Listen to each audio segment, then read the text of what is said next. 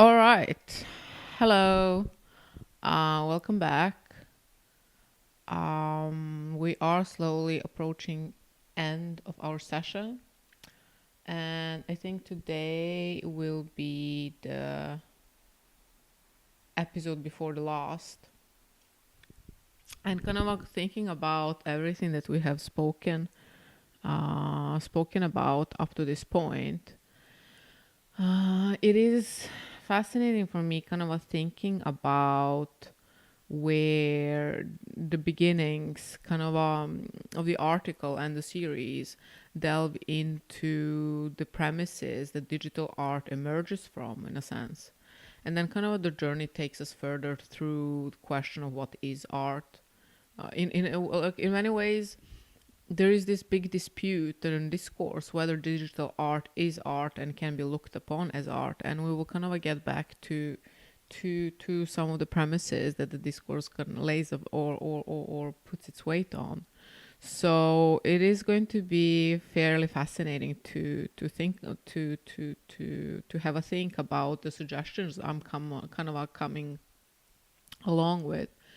But I also think it's interesting looking at the trajectory of development also through linguistical means, where a certain form of language kind of starts developing from the early, from the introductory episodes and then further on. I think one of the most interesting aspects of the time that we're living in now is the absolute lack of understanding of what is kind of coming forth. And this is also one of the reasons why I wanted to make this series and why I wanted to make it in 3 different languages. Exactly because I think that this dimension of evening out informational capacity and access to information and the chain of thought that accompanies such. Again, for some, this is rooted in historicity, and for the others, this is very, very new. But I think it's truly important, or it was truly important for me, it still is truly important to kind of create this series that acts as a bridge in between dimensions that allow one to kind of connect the dots between past and the present, and possibly, or in the best way possible, account for the phase transition that we currently embody, that currently embodies the present now. To me, it's really, really, really interesting kind of thinking about this dimension where art emerges as a derivation of a process outside its most primal and basic needs, and then kind of branches into something where it touches upon every single premise of human endeavor. So kind of art does not solely exist upon the fact of something being made by an artist, but art also kind of implies a form of finesse, a form of observational capacity that allows elements to enter into a new assembly that kind of previously has not been thought through or employed. So this dimension of virtuosity definitely comes forward within art. And in that sense, development of knowledge alongside that of art become truly peculiar aspects, because what we kind of have at hand today is that every single branch of human existence is in one way or the other tightly connected to art or the finesse of whatever one is doing. So art becomes truly interesting from that side and from that point, and then further on it truly ties to this dimension of kinetic system with the capacity to, or within the localized premises, create a dimension where assimilation and mesmerization kind of come forth. And to me, it becomes truly, truly interesting and truly peculiar, exactly from the point of existence where we have been thought, or evolutionary process itself has ushered us into this dimension of, or has ushered forth a one-dimensional approach to the existence that kind of is now showing itself to be quite inadaptive and quite inapplicable when it comes to the complexity of the flux that society at large exists, and any physical system for that matter kind of exists upon. So it is truly interesting to think about all of these premises and all of these elements that kind of enter into an artwork through the means of referential exchange. So the references that artists sit with, the interpretation of such subconscious, conscious acts that in many ways deal with medium upon its own premises. But I think it's quite beautiful to think about this dimension of localized energetical encapsulation that not solely defines the artwork from the purely aesthetic side in the sense that you see X, Y, and Z and you describe X, Y, and Z, but exactly within the context of that pulsation that is captured within art and resonance that emerges from those premises. And I think kind of art within that context becomes truly interesting. And I think it really allows, I find this way of speaking and thinking truly has allowed for me to recognize art within its omnipotent capacity. And what I mean by that is that every single artwork is encapsulation of the energetical sphere, as we have mentioned. And on the other side, it also exists as this assembly slash table of contents, where the elements that have entered into it most apparently define the unit as a whole. However, what becomes truly interesting is the dimension of exposure and resonance on one side, and on the other side it becomes interesting exactly because of this encapsulation of the energetical sphere. Artwork never exists artwork can't exist in the context of quantitative assembly, but it exists on the qualitative premise and the scarcity that defines it. And I think it's kind of interesting thinking about that exact point, that art up till now has always been tightly connected to the dimension of lack. And not lack per se, but definitely limitedness, where this dimension of value comes forth almost as soon as one starts scratching the surface. For many, this becomes like the unique resonance defined as the artwork, or even the sentiment transferred by the sake of the artist. It doesn't have to actually have anything with elements. For example, there was absolutely amazing scope of artworks that have never created anything other than cognitive output, in a sense that that has been presented as art. So it's definitely as such. But I think this dimension of art within the context of scarcity and within that context as an asset becomes truly interesting, exactly because what we're speaking about today is not necessarily whether art is something that can be encapsulated within the classical historical context, because yes, it can. It's what we're speaking about are components such as flux and continuity, and not necessarily this dimension where artworks exist on the premises of their autonomy, and as such kind of define the space that they territorialize within its own prospectual state. And that kind of ultimately ties to the concept of value. And value is something that I feel has pervaded this narrative already from the get-go. And it's interesting because every single aspect of what I'm heralding for is inevitably tied to the set of referential. And references, again, are contingent upon surroundings, upbringing, and well, obviously the genetical part as well. However, it is I find when it comes to understanding of certain parameters, the social has a lot to say. So how the social regards and looks upon all of these different strata of information ultimately dictates how pieces relate to each other, but also relate to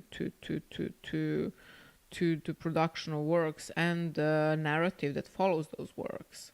I think one of the most interesting discussions that is in art is connected to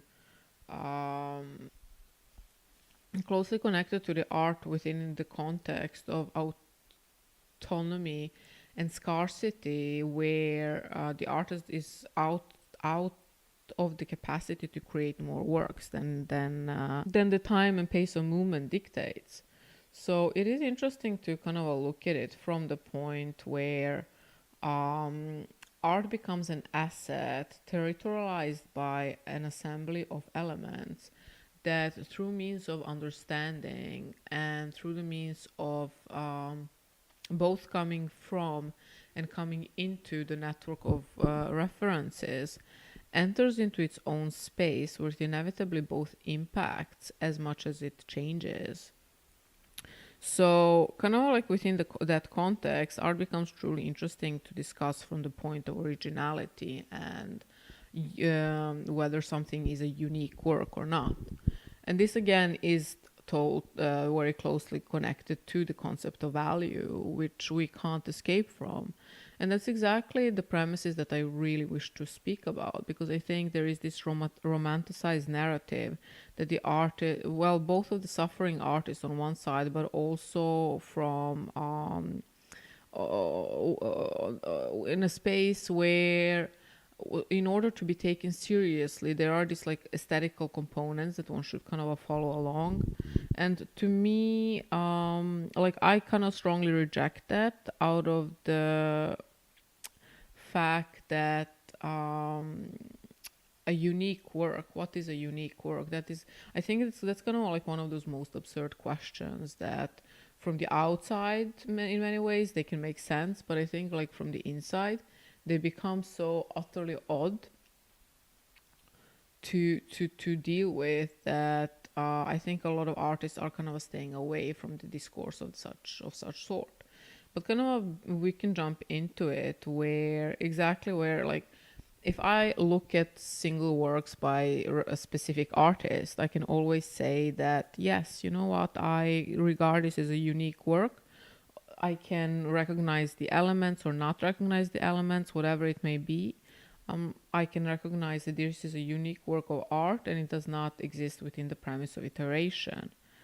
And in that manner, art kind of falls and also it kind of deals very closely to the labor theory, where quantity and quality of production are tightly correlated. I mean, I will let you explore Karl Marx on your own if you haven't already. But so this dimension of unique work and also originality slash authenticity becomes one of those universal gesture that does not allow one to kind of escape the clutches of contemplation, I think, where on one side the unique work exists definitely on the premises that it can't be neither spatially nor temporally exchanged for another work. So it exists as a materialization and manifestation of everything that artist has gone through and through certain means chosen to the style as on one side, while on the other side what we have is the fact that that the artwork does not exist solely based upon the employed references, but it exists upon the territorialization of references and their extension into the future that we are partaking in. And I think one of the biggest challenges that I have kind of encountered when I've used to travel a bit is that in smaller, lesser known places, this dimension of understanding the value exchange within the context of autonomy is definitely something I feel a lot of people could work with.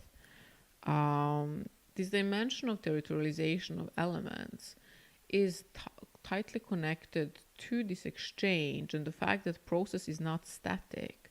the process that we live within isn't static as we think it is. So it becomes interesting looking at the individual artworks now, especially in today's age, from the point of unique works, in the same way as one kind of does with painting, with oil painting. And the narrative has naturally enough changed quite a bit there as well. I think there has been a bit step off way from the grandness of the narrative and towards a bit more practical realm. Um, but I think also that it becomes interesting looking at all of those elements exactly from the point of generational shift that I'm very much a part of.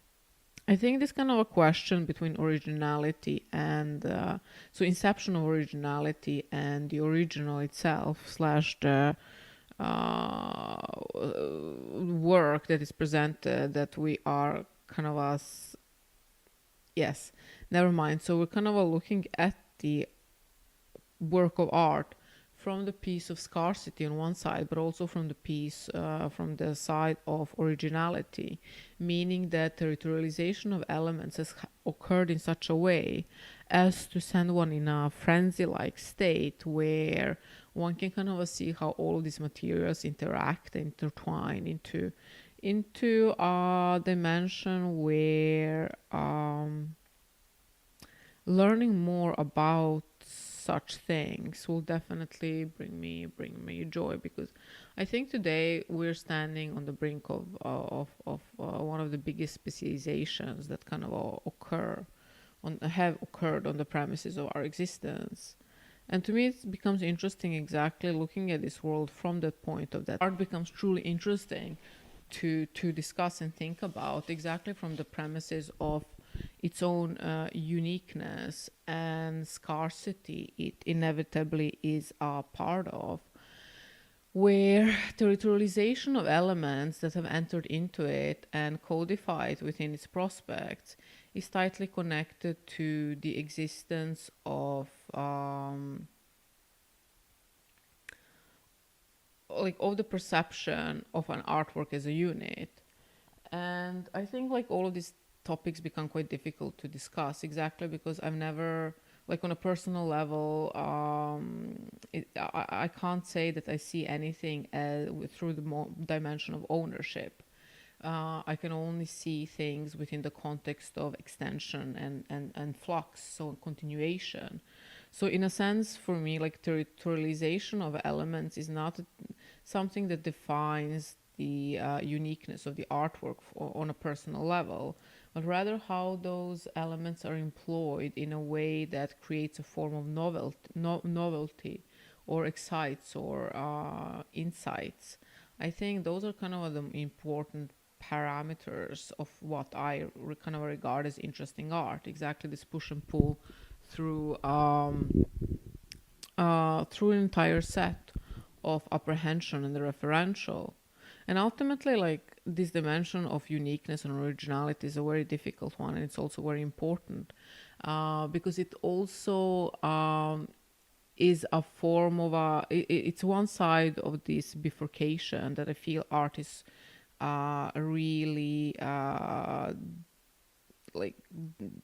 feel the time define art that is produced, or I don't feel it's very apparent and quite clear that such is. But this dimension of uniqueness or originality and this dimension of value becomes interestingly pertinent exactly within the scope of artist's own navigation within the prospects of water that one has thrown oneself in. So it is interesting to kind of see how all of these elements, regardless of how impartial we wish to be, inevitably enter into this categorical sphere or hierarchical dimension where elements have their own resonance, and as such, as we kind of see through art, that resonance can be encapsulated.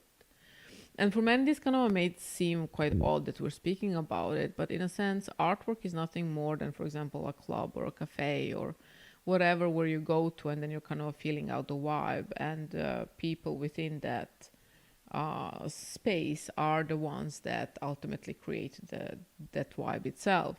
So I think this is kind of like the elements that are important to think about, especially when dealing with art and discussing such.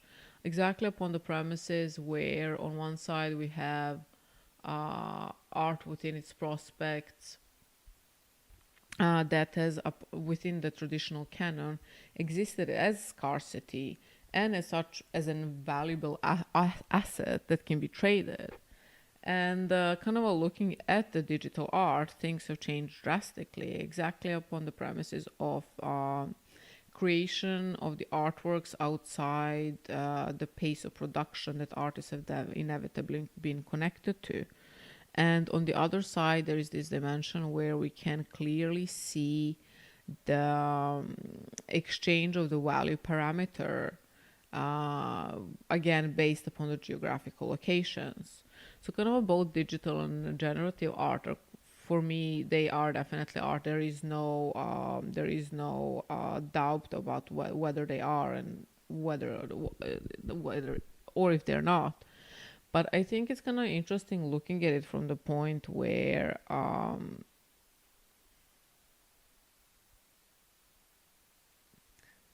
this exchange of elements brings about a form of resonance that incites this desire and incites the need for possession. And that entire loop comes down to, again, a bit more nitty gritty information on this side, but it definitely ties down to how an artist deals with this capacity of growing up, of navigating the existence itself and managing to live one's work on one side while simultaneously kind of trying to find peace and calm to execute such. So it is interesting to me kind of looking at art from that point where it is a form of commodity in a sense and highly necessary one embedded in the evolutionary process nonetheless. And on the other hand, it kind of exists as this utopian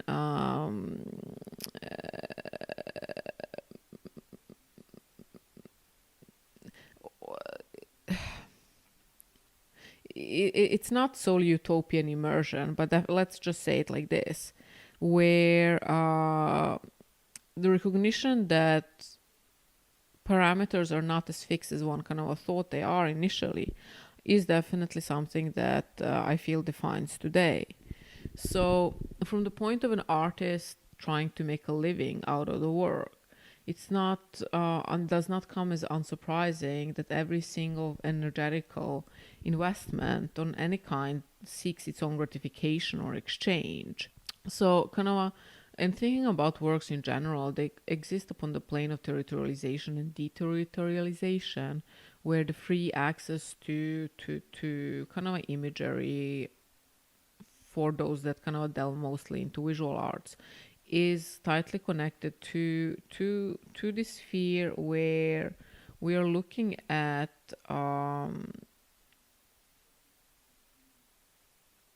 continuation of, like, I feel when you kind of come to a certain age in your life, you kind of understand that continuation is the key.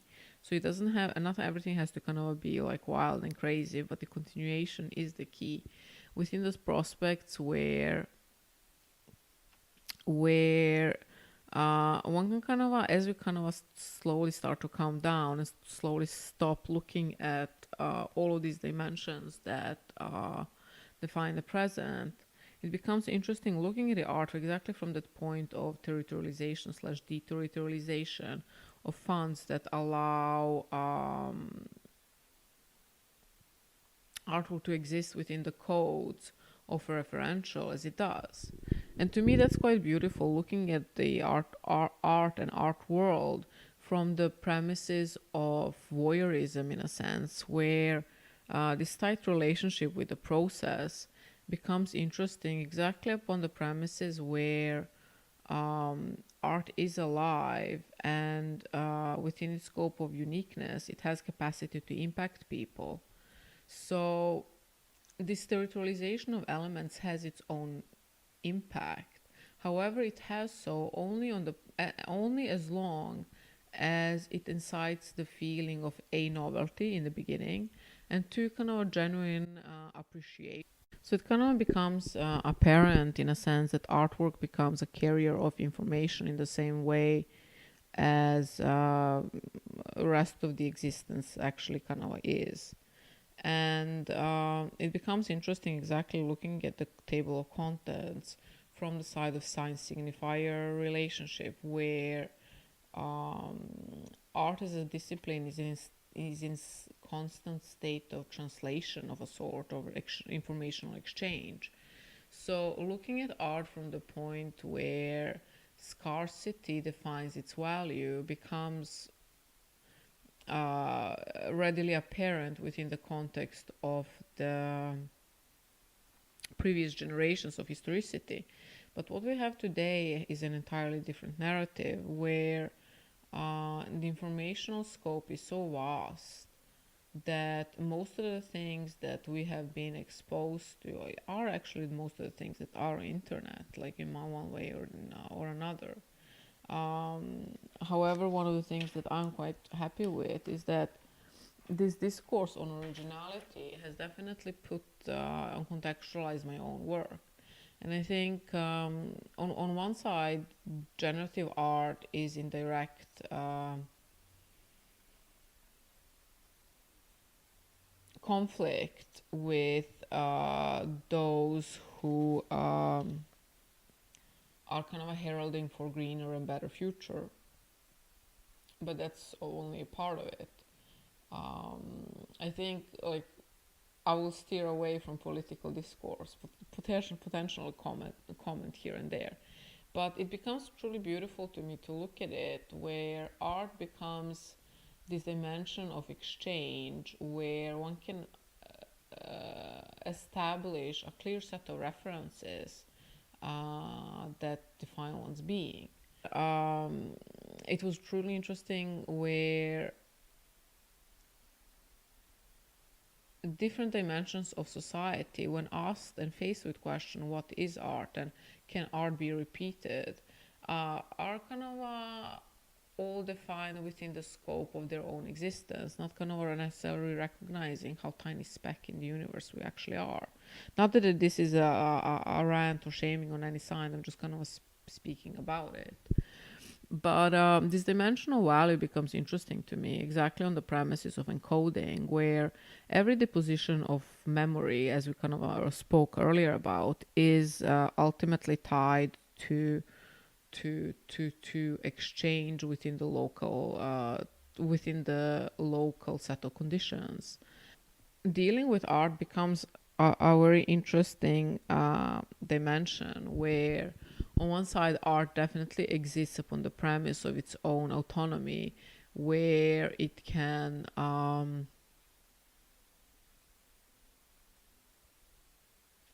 proliferate within the scope of energetical transfer that allow it to do such. However, the interesting thing kind of happens when we are morphing with the process, and in many ways this is what we're embodying today, this morphing, this changing of the process itself, where everything kind of acquires hierarchical value and meaning. So we're kind of going back to the original and scarcity. I think it's kind of interesting looking at it from the point of specific resonance that has a capacity to incite certain forms of behavior. So there is like all of these different resonances that definitely define the value of the artwork in a different manner. So it was kind of interesting being a part of that and being able to come very close and observe and see. So whilst today what we have is a very odd shortcut in many ways. And one of the most important things with the emergence of phones, and especially iPhones as we're kind of connected to them today, was exactly this change in the narrative where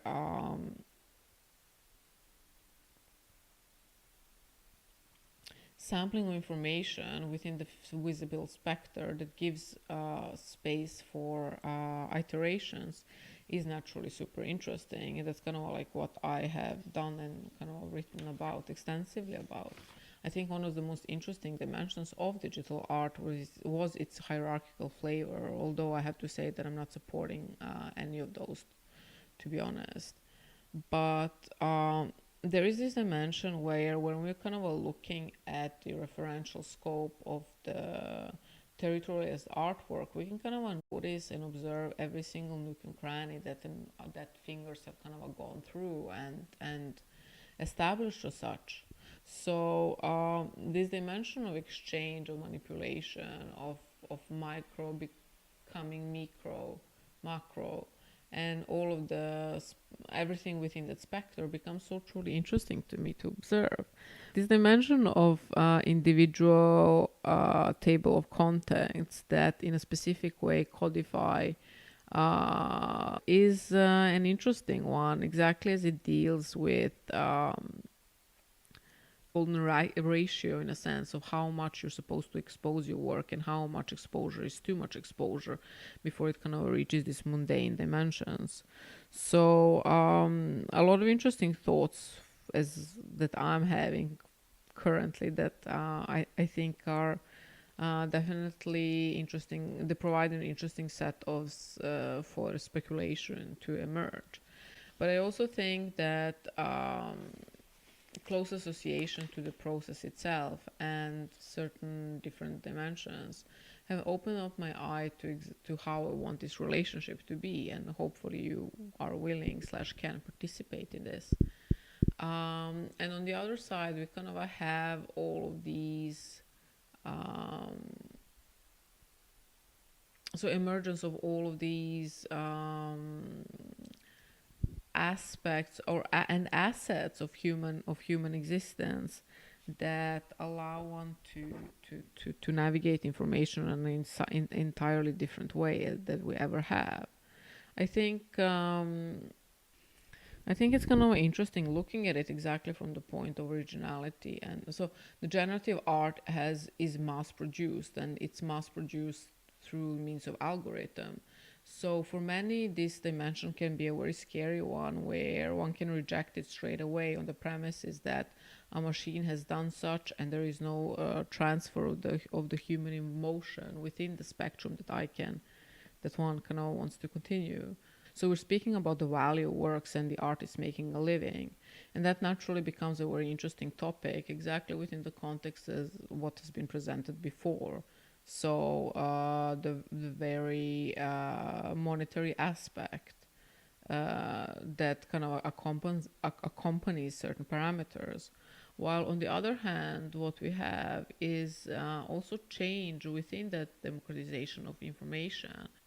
Hierarchical order is also highly dependent upon the lived part of the experience, and resonance and aura are interesting from the point of which sentiment they embody and can stand as a token of. So kind of this dimension of uniqueness and originality is interesting exactly because it forces the human hand outside its own organic process and contents and pushes it toward something that I think a lot of people will perceive as cold in a sense. It's also kind of interesting looking at what happens in accordance to the sign signifier relationship, where like without these socio-cultural and geopolitical references, where exposure to best life has to offer is also bracketed. It is kind of beautiful to think about the world as miniature exchanges that kind of propel the process further. To me, it's quite interesting, exactly within the prospects as we spoke about, is about this continuity that doesn't seem to yield, or I won't say go away straight away. But what was once regarded as very valuable based upon the premises of its scarcity is kind of changing drastically, exactly through the modes of reproduction. And Walter Benjamin did kind of do a very interesting on meditation upon such. However, every artist wishes to defend one's own work and one's own value through the means of being able to control exposure and whatnot, because ultimately every single form of exposure is tied to a set of references that I potentially am not interested in exploring straight away. But it is important to note, I think, from this discourse, exactly this dimension of references that kind of enter into the artwork, but also are premises that the artwork itself is being judged upon within the higher context. So this dimension of scarcity also kind of ties not solely to the ownership and monetary exchange, but it also ties very closely to this abolition of identity in many ways. This dimension of originality and value becomes so interesting exactly on the premises of not being able to observe and control everything around your surroundings. Um, and I think like this dimension of value becomes highly interesting exactly within the context of resonance embedded. Um, so it kind of becomes interesting looking at art from the prospect of the resonance embedded that allows it for it to exist within its own uniqueness and autonomy on one side. And on the other side, it kind of becomes interesting looking at generative and digital art that is devoid of a lot of these parameters that have defined the value of an artwork until, well, now in many ways. And it will definitely still allow for it to exist, however, on definitely different capacities on one side. And it's kind of interesting to me looking at the aspect of both creation but also of collecting of artworks exactly based upon the premises of resonance. And to me, it ties to yet another question that I also kind of find quite fascinating, quite captivating. And that is the one where this dimension of resonance also kind of is not without its own socio-political, no socioeconomic and geopolitical coordinates, where the very understanding of reference is encoded into the artwork is dependent upon the levels of access and historicity tied to accumulation of knowledge, both on a family level and on the individual level. So all of this kind of becomes this very big like hot pot of premises that are kind of highly complex in nature on its own, and kind of also thinking that accumulation of kind of like, if one thinks that human process is embedded within creation of the best possible versions up to this point. So wealth becomes so accumulation of wealth kind of resides upon the premise of resonance and accumulation of specific resonances that are of a different kind that one kind of finds low. The lower one kind of comes on the social economical sphere. And I think that kind of truly becomes interesting exactly within the context of fascination with ownership, especially the higher in the hierarchy one comes. On one side, on the other, and on the other side, it kind of has a lot to do with this dimension of exposure and absorption. So it's not solely that the artwork, it's not solely the question whether the artwork itself is exposed to the premises that we're speaking about. So territorialization of references contingent upon the knowledge defined by the both the creator and the observer of the artwork. But it kind of also exists within the point of